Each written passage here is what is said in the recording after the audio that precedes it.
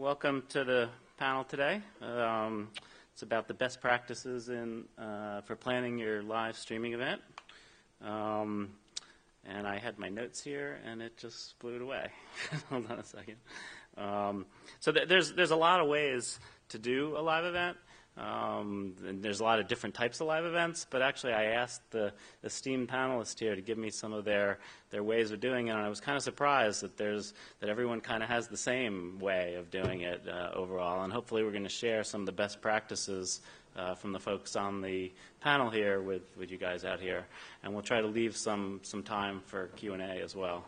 So a little bit about myself. I'm John Orland, and I run the video at TechCrunch. We do 6 to 10 live events a year, plus hundreds of other videos each day that are not live. I worked at CNN and I worked at Yahoo Studios before that. And let me have everyone on the panel introduce themselves, starting with Alden. Hi, I'm Alden Fertig. I'm Product Marketing Manager at Ustream.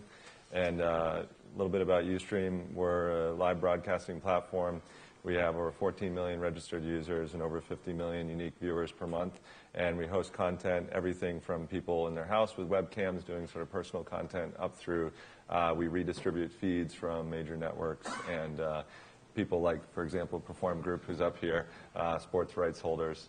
And so I've been involved with all of our broadcasting products and interface with a lot of our broadcasters, from everyone from people who know nothing and are trying out live streaming for the first time to people who are using enterprise-level encoders at downlink facilities. Cool. My name is Adam Drescher. I'm a partner at SweetSpot. We're a full-service company based in New York and Santa Monica. We do everything from commercials to live streaming events, and typically we'll start in a room that might look like this or a stadium and build it from scratch and have fly packs and have to work with the client from the very beginning through the very end and understanding their expectations in order to execute a project flawlessly. Howard Kittel, I'm the Group CTO of Perform. Perform is one of those companies you've probably never heard of, but is in the background of sports content on the internet in a very large number of ways. We run about 300 websites, and we stream 25,000 live events a year. But we have a large number of outlets for that content, ranging from goal.com to pretty much every online bookmaker in the world. Not so big in the US, but a very mainstream activity outside the USA. So it's quite a diverse range of products that we support, but at the core of it is live sports events. And my name is Jeff Varnell. I work in business development at Livestream. Livestream.com is a platform for live streaming video. It's a front-end interface. It's encoding software. It's full support services. And then we also have production services in-house. I run the LA office, and most of the work we do is business development and production. We work a lot with the networks and studios and music companies, brands and agencies, to help them get their content pushing through our platform. Okay, great. Well, before getting into the typical live event, I just thought I'd be a little timely, and because of Hurricane Sandy, both Livestream and Ustream had to deal with that live event, and that's not something they could have planned for 3 months or anything like that. So I want to just have both of you talk a little bit about what you both did to cover Sandy, and are still covering it now. Do you want to start, Jeff? Sure. So we're actually dealing with it in 2 ways. One is our main operation is actually based in New York, so that's been an interesting kind of experience for us, having some of our employees work out of their homes and things like that during this time. But as far as the coverage of the content, we're connected to a couple of, obviously, users creating content around the storm from their iPhones or from their Android devices. And then we're also fiber connected to the switch and all mobile video from New York facility. So we have the ability to pull in pool feeds of content into our platform. And so we kind of jumped into it. Our head of production out in New York, he went into our studio and put together an event, and we started promoting that event on our site so people could go and watch and get kind of real-time content about what was happening around the storm. That content was, like I said, basically a produced feed of pool feeds coming in. We have cameras stationed around New York that we would pull in, We'd also screen cap some of the footage that's coming in from the user base. So we were actually asking our users to go out and shoot content and then push that into the platform. So it was basically a 24-hour kind of news service of what was going on around the storm. Tons of people commenting, about what was going on. And we feel like, did a pretty good service to let these people know about what was going on. Over the 2 days that we had this content live, we saw about 1.5 million uniques just to this event alone. An event is basically a page on our site, and about 2 million total streams to that content. So it's been pretty effective, and we feel like it was a pretty good thing to do at this time. So one of the things that we've seen is really unique about live streaming on the web is that you can combine these professional feeds with citizen journalist feeds. So we've done a lot to foster citizen journalists through our mobile app, and we have an iOS and an Android app, and those have been very popular for people to capture what's happening around them. And so to sort of provide the perspective of we have local news affiliates, network news, national news, and then combine that with citizen journalist feeds, and there's a really unique perspective on events. So the hurricane was obviously the big event this week, but also on a more positive note, the Giants won in San Francisco, the World Series. And on a less positive note, after the Giants won, people decided to riot and start fires, and we saw some really interesting footage coming out of that as well. So it was pretty interesting to see sort of the perspective of someone who was right in the middle of the fray. Sort of, they had their phone on and then watch as it turns from a sort of peaceful celebration maybe into a wild bonfire, and then people start wrecking buses and turning over cars. So it's really interesting to see kind of what people empowered with streaming tools such as cell phones now can bring a new perspective. Mm-hmm. Well, so those are all unplanned events that you really can't plan, but you guys have the infrastructure in place to be able to handle unplanned events. But I guess I want to switch back to planned events, ones that are going to be happening. And I guess the first question I thought I'd throw out would be when you're planning a live event and maybe you're meeting with the client or the publisher or the partner who's going to be doing it, what do you ask? What are the things that you need to know that are important that you think about when you're planning that live event? Do you want to, Adam? Do you want to Sure. start? I mean, I think the first thing is you want to see what their expectations are, because I think we've gone through events and we had over 1 million views, and all they cared about was the Twitter impressions when it was all said and done. Like, well, if we'd have known that going in, that really all they wanted to know is how many Twitter impressions are they going to have? 26 million. Great. But that had nothing to do with the engineering, the wiring, the cabling, the content, but they really cared about that number stood out to them in terms of their marketing strategy. Location. I think that's one of the biggest factors if they want to do something that's on an island or if they want to do something that's in a stable infrastructure. Those are two totally different types of productions. So they might have aspirations to do this great event or a concert somewhere in the middle of nowhere, but getting signals to and from the server, the CDN, to be able to execute that's one of the biggest challenges. So I think that the first thing is to figure out what do they want to do at the end of the day? What makes them happy? Then the next step is where do you want to do this? What do you want to show? And then we can figure out the technology that needs to be a part of that. But I think that those are the two things that are the first steps, the first two questions I would ask. Mm-hmm. Howard, do you want? Yeah, we kind of have two modes of operation, if you like. The majority of our live content is downlinked from broadcast satellite feeds. So whoever is the host broadcaster in the country where the event's going on will get their satellite details. And that's the majority of the content. But we also have 3 outside broadcast teams who roam around the world covering things like the Professional Squash League, lots of ATP and WTA tennis tournaments, darts and snooker, all sorts of different sports that wouldn't normally get coverage. But they're increasingly getting more into broadcast quality content. So, for example, in the UK, we cover the professional, the kind of top tier of the rugby league in the UK. We do all of the filming for broadcast for that. So the first question that those guys ask is, what's the expected production value? If it is for one of our bookmaker services, then really just a single position camera will probably do the trick. It needs to have the score on there. It's got to have graphics, but really it'll be okay. But if we're doing a kind of, for TV kind of production quality, a whole different budget that goes along with that. The signal path as well is absolutely critical. I mean, sometimes these events just get shot down in flames because it's too expensive to get the pictures from the event to the internet. So that's a really important thing. Logistics as well. Sometimes they find that the event, there'll be a kind of car park somewhere where they can put a truck, but it's just an incredibly long cable run to get to where the camera position is, and that can be a big problem.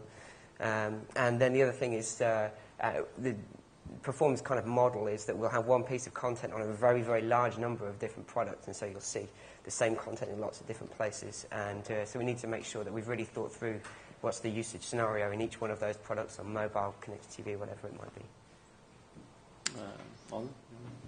So I think one of the big things, with live events is people understand the difference in VOD. And so sometimes people think, oh, well, if I got this many views on my VOD, then I'm going to get that many views live.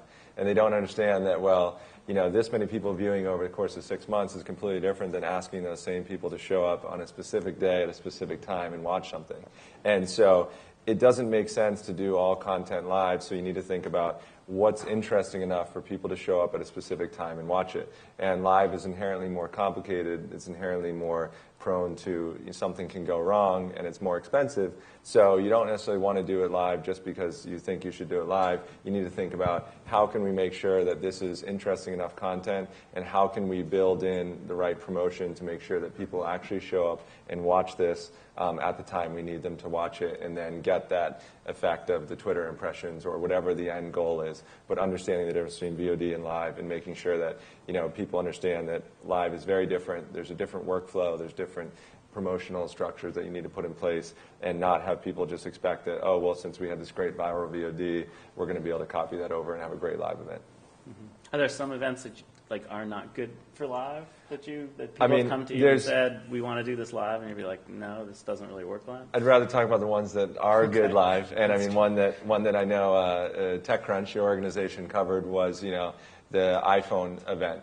And this was a really interesting event recently that traditional media, they sort of covered it, but they didn't cover it in the same way that people covered it with live streams on the internet, because the internet, of course, loves Apple product launches. And so we just saw a massive viewership of just people covering every angle of it. Even though there wasn't an actual feed of the actual talk, people still wanted to watch live commentary. They were hoping that maybe someone would get some sneaky feed, or they wanted to know about it right when it happened, because that's something that you can't find out 20 minutes later, because if you do, you're already late and everyone else already found it in the news before you. So we saw a huge spike of people just saying, hey, we want to find out about iPhone right when it's happening. And so there's events like that where it's just timely and it's important to know right then. Same thing like we were talking about the hurricane earlier. It's like you don't want to find out about the hurricane 5 hours later. You want to know what's happening right now. If you're from New York and you're not there, is my street flooded right now? So that's those are the important live events. Right. I guess I was going to say, if you're doing a live event that lasts 3 minutes, that's probably not a good candidate for a live event, because getting people to tune in for that 3 minutes is going to be pretty difficult. So yeah, I think one mistake we see sometimes people make is they think, well, because not everyone is Apple, and so Apple can say, hey, we're going to do an announcement, and everyone's going to show up and watch it live, but some other people can't quite pull it off. So we see that sometimes where it's like they think everyone's going to show up and watch the CEO walk on stage for 5 minutes and talk and leave, and those won't always work. But that's just a simple answer, which is the two things that work live are sports and news, because they're the only things, they're so ephemeral, as soon as they're done, they're done. That's true. The type of content has a role in how it should be produced. Jeff, do you? Yeah, I'm going to echo a lot of what these guys are saying. I feel like live streaming, I've been doing this for a while, but it's still buzzy and people want to do it. And so we get a lot of clients coming to us and they say, I want to do a live stream and my event's in 2 weeks. And it's like, whoa, what do you want to do this for? So it is important to talk to people, understand what the goal is of the live stream. Is it they have a small venue and they want to let more people experience the content? Is it that they want that instant user feedback through the comments or something like that? So really talking to them and helping them plan out the live event is, I think, really important. Pre-production is everything in our business. It's all about getting everything in place before the live, because once the live is there, it has to be perfect, it has to be executed well, and you've got one shot to do it. So, Adam was saying, the venue is very, very important. Where are we shooting this? Where do you guys want to do this? Because at that point, all of us in the live production game, we're thinking, okay, transmission, how do we get this back to the servers that are going to be streaming this? So that's a huge piece of it. And then also timing. I mentioned that 2 weeks thing at the start. people do come to us and want to do a live event in 2 weeks. We can turn that stuff around. But as a live event producer, you want to give yourselves 2 to 4 weeks to really plan this thing out, get everything in place. Like Alden talked about, get a promotion plan in place so that their expectations are met with everything they're doing. I'll tell you one thing we're doing on Livestream that I think is pretty interesting is we've gone to event pages now as opposed to channel pages. And these pages allow you to do live video, but also live blogs. You can add photos and text and links and other things on these pages. So it kind of extends the life of the campaign a little bit for some of these live event companies or these people who want to do live content. So you can actually add photos and things like that leading up to the live content. So those are some cool things that you can do to actually extend what these people are trying to do on our platform. And I think that's really important because it is a difficult task to get everybody to come watch something for an hour at the same time. So I'm going to add one thing to that. The other thing I think that works with that is fashion. I know that Livestream has a lot, it's a big part of the platform. But we've seen that, it was Gucci, for instance, that they wound up not having to fly in executives from Milan and being able to add more cameras for the production value to a stream, to be able to have a private channel for them, to be able to have Italy watch it, have it broadcast at noon in New York so they could watch it at 6 o'clock in Milan and go home. It's 10, 15 minutes, and they're done. So it was actually a way to be able to communicate with a small group of people, not worrying about the numbers, but worrying about specific viewers. And I think that that's also another thing that can be really effective for live I think streaming. fashion shows are pretty short, too. So maybe They're 10, that's 15 an minutes. exception. The longest one, Yeah. it was half an hour, and it was like 140 models. Right. So I want to dig just a little bit more into, everyone seemed to bring up the issue, like getting the signal out, the transmission. How do you get it from a place that maybe doesn't even have internet access? How do you, I mean, it's easy. There's some places that are easier than others where there's a solid internet connection or not. But how do you deal with getting a live event done from a place that doesn't have great internet access? What do people do? What ideas maybe should they share with folks? Do you want to say? Yeah, so we have people again using the range from home internet connections all the way through to fiber connections, satellite downlinking, and people that have sort of dedicated bandwidth. Of course, one thing that's very popular for a lot of people is the bonded cellular stuff because it's sort of the option that is a lot cheaper if you're not ready to go to microwave or a satellite truck. The bonded cellular stuff is really good. We like it. We've used it for a lot of stuff. The only one catch with it still is that the events, as Howard said, news and sports do really well, and news and sports events tend to attract a lot of people into one small area, and that's when bonded cellular can definitely be tough because sometimes you'll find that it's tough to get a signal out when there's so many people using their cell phones. The nice thing is that, of course, the trends are definitely in our favor, that bandwidth, even on the consumer level, is getting cheaper and more plentiful, and now with 4G, there's a lot of people now that are streaming on a single 4G connection and even sometimes pulling off HD on that. So I think it's definitely tough because there's a big jump between sort of the consumer level stuff and the high-end stuff. And when we've talked about this in the panel before, like the question that someone came up with is like, how far in advance would you need to let an internet provider know that you want to get more bandwidth? And that route is usually tough to try to say, oh, well, we're going to go into some place and ask for more bandwidth, unless it's sort of locally controlled, like in a hotel situation, maybe they have a local IT guy that can sort of play with it. But if you're trying to get new drops from cable companies, that's usually a pretty tough route if you're working on like a 2 to 4 week timeline, like Jeff was talking about earlier. So And a budget. yeah. Yeah.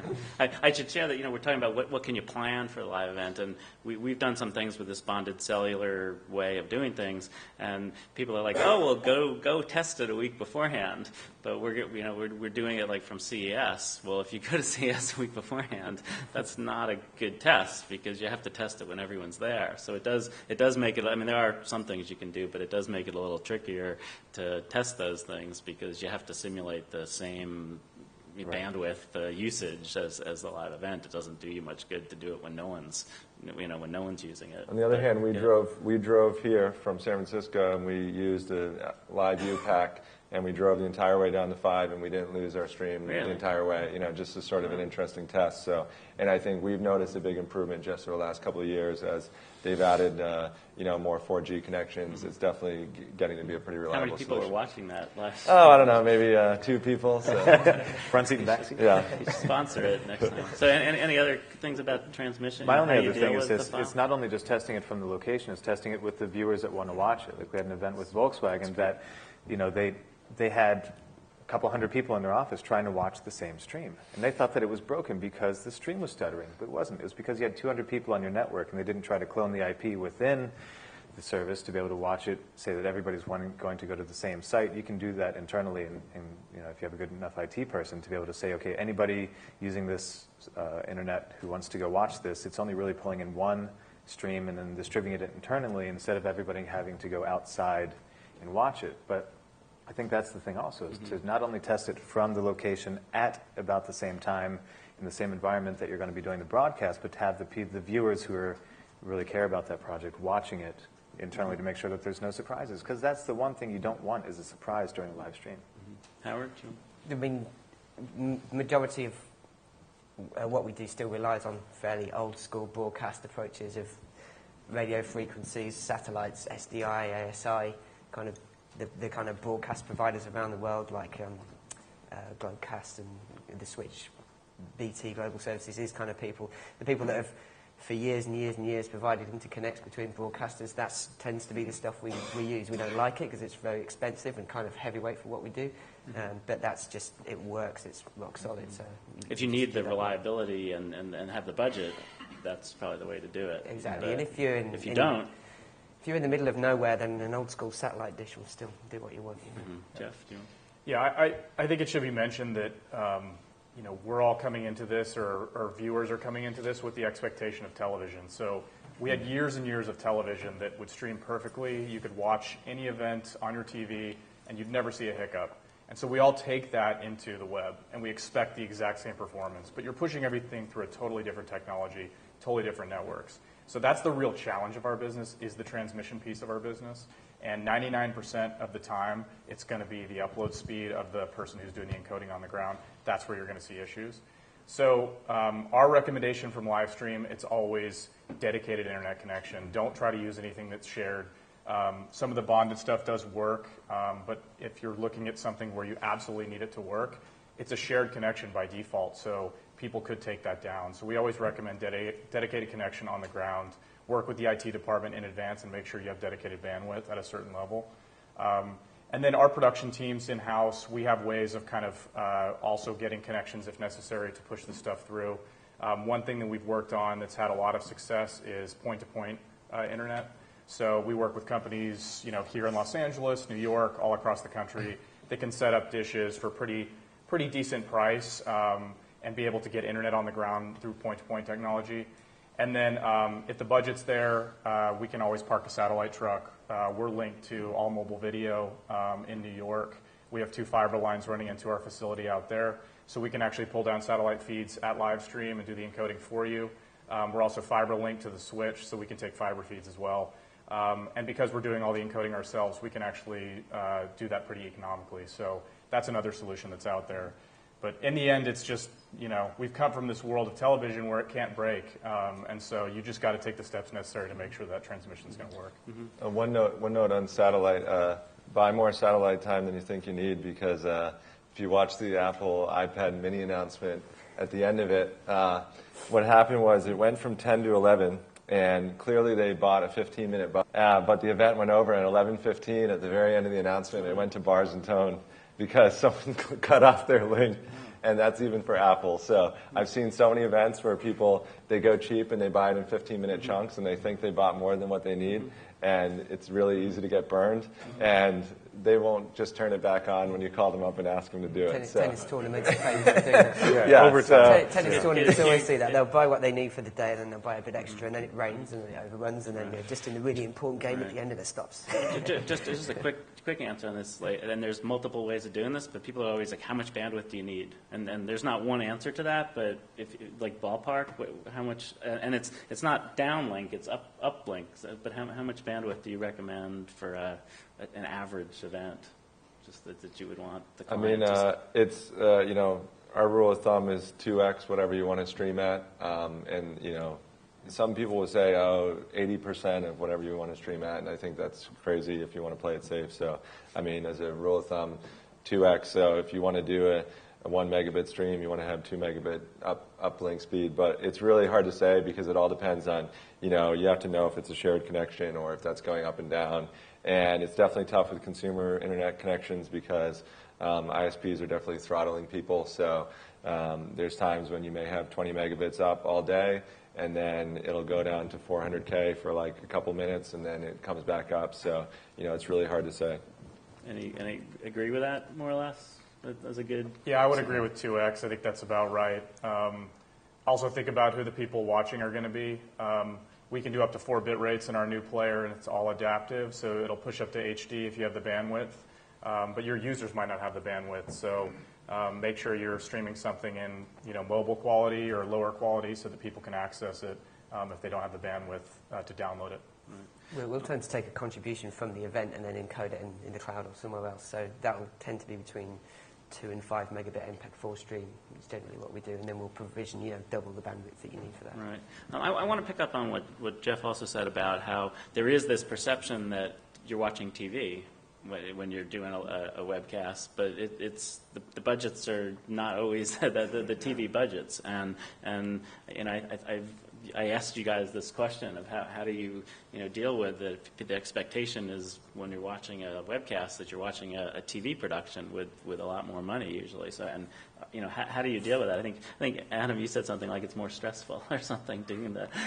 Did you want to just describe how you make a webcast look like TV but not maybe using those? I think that the other answer is that you hire professionals, that you make sure that you're not working with somebody that's done it for the first time, because you're going to get burned. They're going to say, oh, sorry. You really want to hire the top-notch people, directors, people that are going to be able to help bring on other crew members that would be more of the broadcast quality end.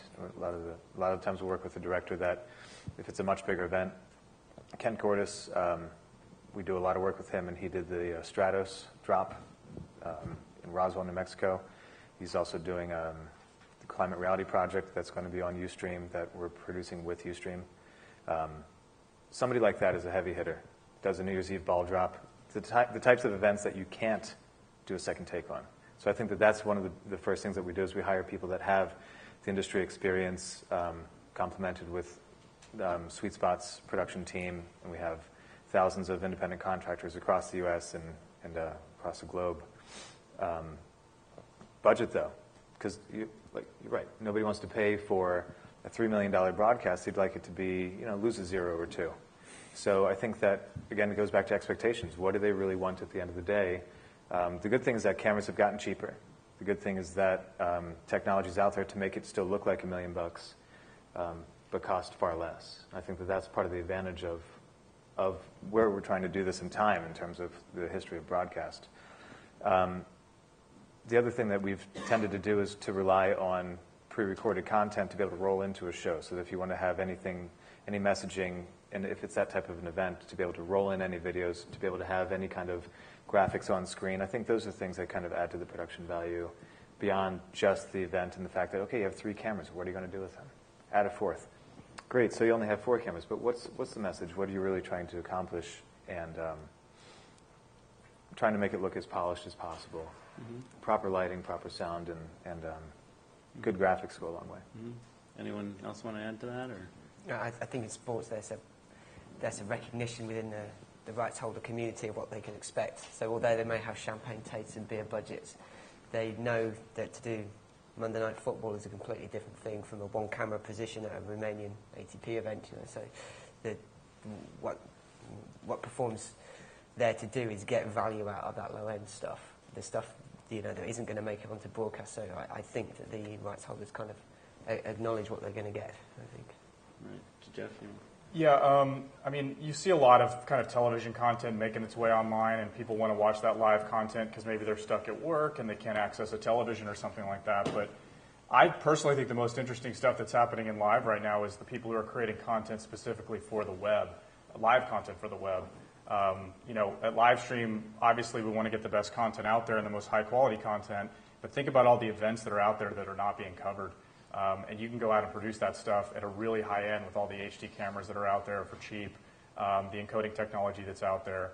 So like an example of that is we have a series of content that we do out of our New York facility in our studio called Livestream Sessions. It's bands that come in a couple times a week and perform in our studio. But one of the cool things about it is they can actually look online and see their fans asking them questions in real time, talking to their fans, taking requests from their fans. So you've created basically a whole new show type, a whole new format. And I think that's the stuff that's really interesting with live online. The kids that are coming up, they're much more about a give and take. They're not going to sit there and just watch TV like we did. I think you do need to think about the different formats and how to create this new, interesting live content. Mm-hmm. That's good. Did you want to add? Yeah, the big thing I see is that, we want to make it look like TV, but at the same time, it's not TV. And what I see a lot of people make a mistake on is with TV, there's this aspect of, we're live from 12 to 1, and so we want to turn it on at 12, exactly 12, and we want to turn it off at exactly 1. But on the web, you have this luxury that you have some extra time. And so you want to actually use that and use it smartly. So one is you actually do want to turn on the live feed early because we found that web viewers are extremely paranoid that it's not going to happen unless they see it half an hour early. But don't just put up a boring slate. There's nothing more that I hate than people that put up boring slates or people are like, oh, we don't have rights, so we're just going to shut off the music completely and put up a slate for an hour in the middle of a concert. And then you see those viewers who are interacting in real time and they're all furious in the chat because they're like, what the hell is this? And there's really smart things you can do that don't cost money that just add a little production value. So one thing I'm always trying to encourage people to do is rather than putting up a full screen slate, why don't you put up a wide shot of the venue that's a little bit blurred out? So, even if you don't have rights to stream anything, it's fine. It's just a shot of the audience. Just something that sets the stage and something that lets viewers know that yes, this is going to be live. It doesn't leave them with this feeling of oh dear God, I'm going to have to be refreshing the page 1 minute before it goes live, and what if I miss something? And so I think it's using that extra time, like Jeff said before, looking at before and after the event, how can you add some value, whether it's through non-video content or whether it's just turning the stream on early and just having someone that sort of can be warming up the crowd. We have this luxury that we don't have on TV, which is we don't have this tight schedule. We can start early, we can end late, and figure out how to use that time smartly.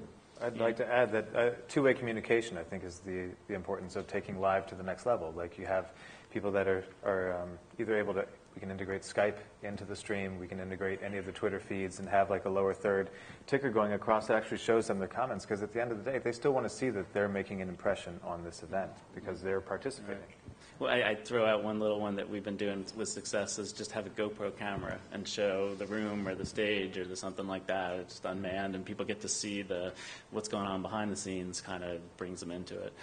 I do want to also pick up on, I think a lot of people when they think about a live event, they just think of the event when the show starts and when the show ends, and we've kind of touched about it, but it really is there's the before, the during, and the after, and sometimes the before and the after are almost more as important as the during, and maybe just we commented about a little bit, but a little bit more about the importance of it's not just when the event is happening. There's important. I know Livestream does some stuff before and after. Yeah. So what we do before, I think I mentioned it already, but the live blogging part of our platform, it's really added an element that you can kind of gear up this audience and give them content and things to look at and things to socialize around prior to the actual video going live. So on these event pages that we created that you can embed anywhere around the internet, you can actually add photos, recorded videos, you can ask them questions, you can add links, and you can be doing this weeks before the event. We just did something with Jason Aldean, I think it was last week, and he did this cool thing where he was in his jet, he was kind of jetting around the country, and he was showing up at different venues, and at those venues he was announcing, hey, I'm doing a concert here in a month or whatever. So he went to Wrigley Field, and he went to Fenway Park, and his management was taking pictures of him, they were sending links, they were doing all these cool things. So on that page the entire day, we had thousands of people just watching this content getting uploaded, commenting on it, waiting, on pins and needles to see the live event finally happen. So that full day, there's content being added, and then the live event happens, and it's this great hurrah. So it's a really cool way to use our platform to kind of add to the content prior to the event. And then I would just say after the event, there's still the opportunity to put the VODs up. With our platform, you can actually create highlights of the live content. You can even do it while the event is live. You could be creating these highlights. So you can put up, like, if you did 10 songs, each song could have its own VOD, and it's all time-based architecture, so it's in the blog. And then the last thing I need to mention is after the event, it's always about the analytics. So that's really what we take our time doing, working with the client, helping them understand the analytics, what they should expect, how this compares to other events, why the analytics look this way. That's a big piece to the after that all clients are going to be asking about. Go ahead. I think we've got the ultimate case study in that, which is that most of our, a very large amount of our live content goes out on betting sites. So building up to the event, there's loads of people betting, loads and loads and loads. And on big sites like Betfair, I don't know if you guys have come across that, there's a betting exchange where you can bet, you can basically bet with each other. So, it just creates this momentum leading up to the event. And that creates interest in things you never think were that popular. So one of our more successful events is Filipino basketball. So Filipino basketball happens to be on at just the right time for Europe. It's kind of like on during the day and people at work. So there's huge volumes of betting transactions happen with these kind of events. Tennis is another one. It goes on all day. People betting all the time. I think we need to think about how I can get betting involved into some of that. Best practices. I think I'm going to look into that. Huge business. The only thing I'd like to add is that, a lot of times the client will think about the event as the event, but not the after the event. But I think editing down a highlight reel, whether it's you're doing it on the platform and you can select these moments that you think that are really relevant, but actually taking it into an editing suite, adding some graphics, then creating a shorter video that you could actually have a media package based on. I think we did one for Macy's, but we did a 3-minute sizzle of a 3-hour event. How many people are actually going to watch the 3-hour event? Not as many people that have a 3-minute window to be able to watch. Here's the summary of everything, and basically it's action-packed, and it had over 1 million viewers. So it's part of the media buy. It's something that can be incorporated in, but something that you have to think about before the event is the after the event, and what happens to that content, and how does it live?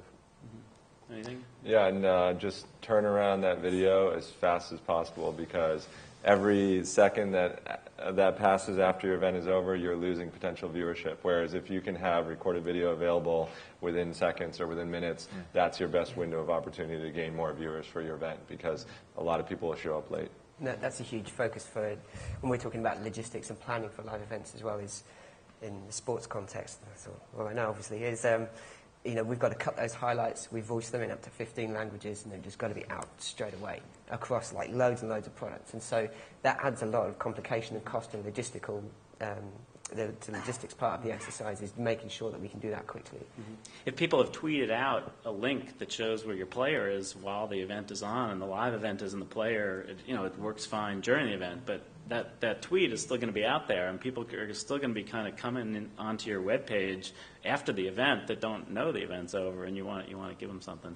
So we have a little bit of time left. I open it up to some questions. If I also have some videos that these guys have done, I could do that. But let me first try some questions. Go ahead. I think there's a microphone, but if you speak loud, he's coming around. Just when you talk about satellite uplink, you seem to refer to trucks. Have any of you experimented with the portable satellites? They seem to be getting smaller and smaller for these portable satellite uplinks for at least one camera, and I'm just wondering, have you been able to use the smaller satellite uplinks with any success? That's the majority of what our crews use. They just pack in. They have a bunch of flight cases that are shipped around the world all the time. There's like 1.2, 1.5 meter dishes, and that's the majority of what we use. Now, is that a one-camera operation when you're using that? For the most part. Sometimes they'll do 2 or 3, but for the most part, they'll just do that way. Mm-hmm. Anyone else over there? I'd like to know more about the user experience on the transmissions, like waiting room widgets that you can keep the audience high before the event starts, and while the event is going on.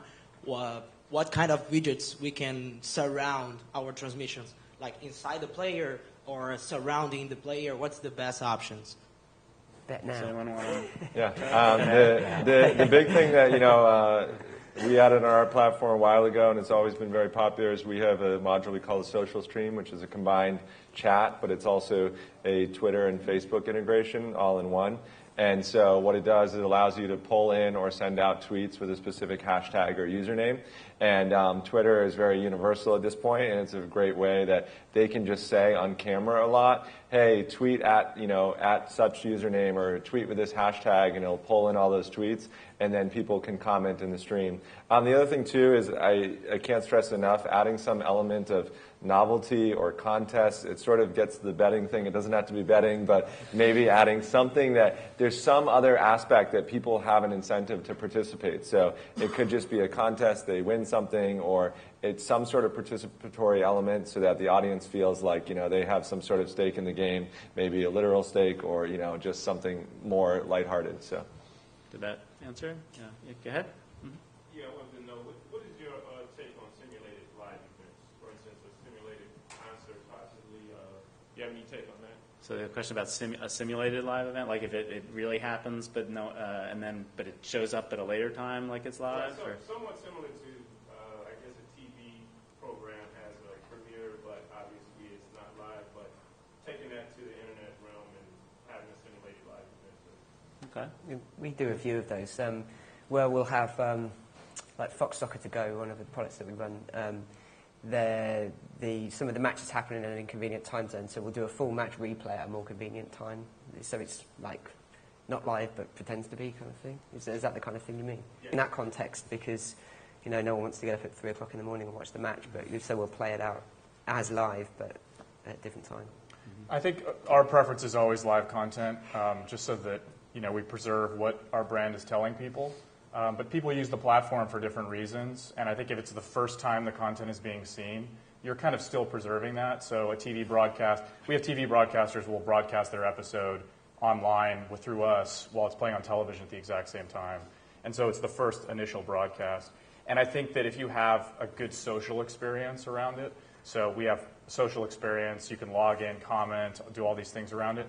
If that's there, then the users or the viewers, they still feel like it's a really good experience because they're able to socialize around the content that's on the screen. I think we got one or two more. There was someone over here. Eddie, did you? Okay. Sure.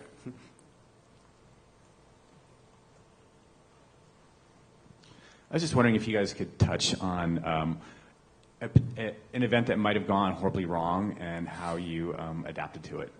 That's a good question. Case study, maybe. Good question. Silence. Everything's No, going I'll great. jump in. It happens. It happens. Some of the time, things can go wrong in the production workflow. Things can go wrong. Audio, video, whatever it may be. But like I said, kind of sometime during this panel, it's usually the internet. So we do everything we can in pre-planning. We know our gear. We know our production people. We work with the best freelancers out there. So when we go and produce something, we know that piece of it, for the most part, is always going to work. But you're still working with an IT department, or you're working with a local connection that can go wrong. So just recently, we had a concert. We'd worked in this venue many, many times before. We'd worked on that same connection before. We'd worked with that IT person before. We had that dedicated line ready to go. We were testing on it 3 hours prior to the event for straight 3 hours of streaming. Then right before it just goes down, and nobody knows what's going to happen. So at that time, you've got to let the fans know what's going on. So you tell them, you talk to the client, what are we going to do? Client tell the fans we'll rebroadcast it tomorrow. So we just made that call. Made sense to us at the time. We recorded the content. We always record the content backup, full HD, and then we go into our studio the next day and we rebroadcast it out to the audience. So that goes to your point about rebroadcasting. In that particular instance, the fans knew it was coming. They all came back. They watched it again. It was a great experience. So it's just about how you deal with the situation when something goes wrong. One I can think of was we were doing an event with American Idol. American Idol was doing a press release, I think, announcing that they were switching out a judge or something. I think it was when Steven Tyler was coming on or something. And the entire building that they were going to do it in lost power, like 20 minutes before the event was supposed to go live. And the guy who was producing on the ground, he actually had a live view pack with him. And so the power came back on, the lights came back on, but the internet line it took a while to restart all the routers and all that. So luckily, since he had this backup solution, it was a great way that he still was able to get the stream out on extremely short notice. So it pays to definitely have some backups, because we've seen some events where that comes in handy. I'd like to ask Howard that question, because of the betting world, what goes on if it doesn't work, and how that. Well, yeah, I mean, I kind of think you can go wrong. There's just some whole manner of logistical things. The stupid stuff like where the host broadcaster will just like shuffle the audio track so the wrong audio comes out. That gets people really mad. Everything, power failures, weather, all these kind of things affect it enormously. And then our poor camera crews, when they're out there in the wild, all manner of things can go wrong from them just being sick. Or I would say that you want feedback from your users or viewers, and through the Twitter, if people are saying it's down, it's not working, that's good to know. But at the same time, I'd say if like one person is saying it's not working, you may want to think that might just be that one person's Flash player isn't working or something like that. Having it broken for one person may not mean that the whole stream is down. So you got to take it with a little caution if it's a problem.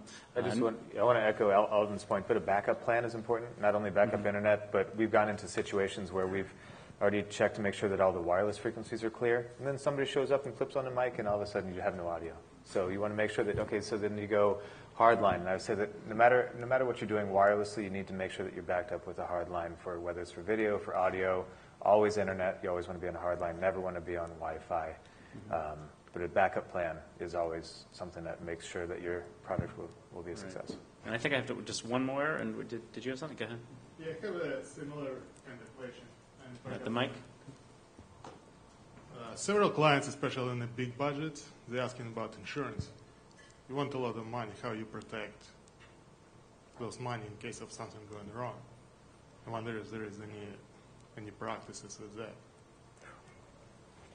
I can jump in. There's production insurance that you can buy. It's the same thing that if you're on a feature film and your film is exposed, or you're on a commercial shoot and something happens to the camera, or your actor gets sick or something like that. So you can buy production insurance that ensures that the project will be reimbursed. But the question that you really have to ask, though, it might be a $5,000 production, but maybe they have $1 million on the media side. You never know what they're trying to insure against. So as long as you can find somebody to pick that up on the broker side to say, okay, great, we'll take that insurance policy. It'll cost you $25,000 for this one event, and this is what we're going to do to guarantee you. Like, what's the limit? What are you trying to insure, essentially? Okay, well, I think that's we're out of time, but I want to thank everyone for being up on the panel, and I hope you guys learned a bit about planning your next live event. Thank you.